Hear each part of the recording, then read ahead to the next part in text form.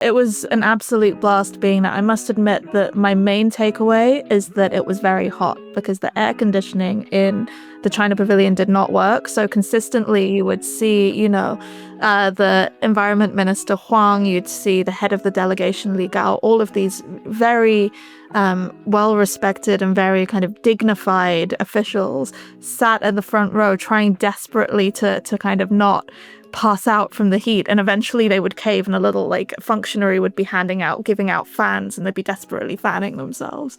So that I think was maybe 60% of my brain capacity, was just trying to fight the heat.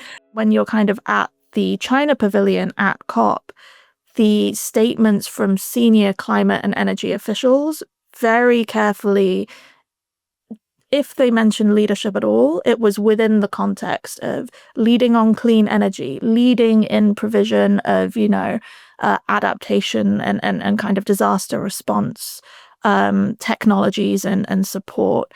It wasn't necessarily putting China in this broad bucket of leading on absolutely everything to do with climate. And I think that, what they were happier about was other countries and other kind of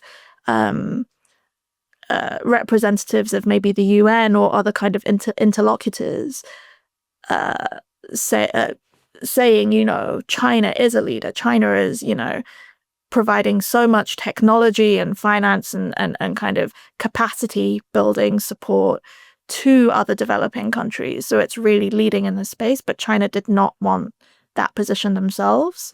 But something that is also quite interesting is there was a nugget of information in the kind of negotiations which reporters aren't allowed into, so we have to get a lot of this from other sources.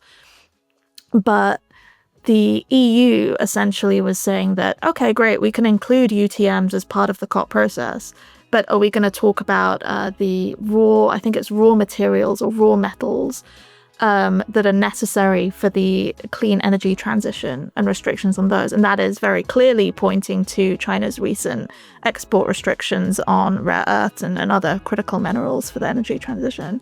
So yeah, it's definitely really interesting. And I think definitely going to be one of the areas where you see a lot of friction and a lot of heat in the years ahead.